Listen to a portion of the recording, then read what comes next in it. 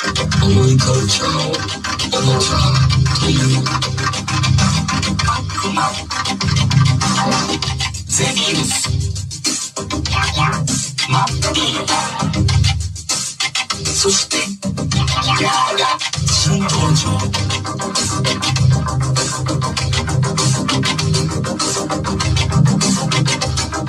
自宅で遊べるマムコット重いカルチャーをおもちゃという悪魔ゼビウスマッピーそしてヤーが新登場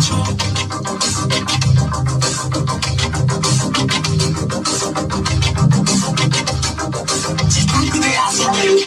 マムコット重いカルチャーをおもちゃという悪魔ゼビウスマッピーそしてヤーが新登場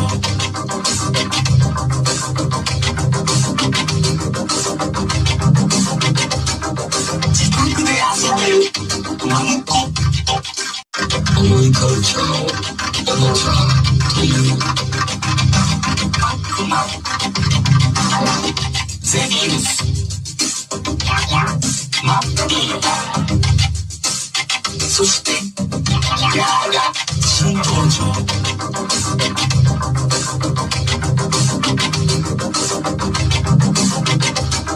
自宅で遊べる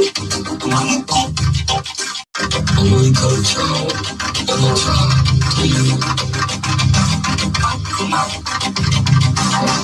ゼビウス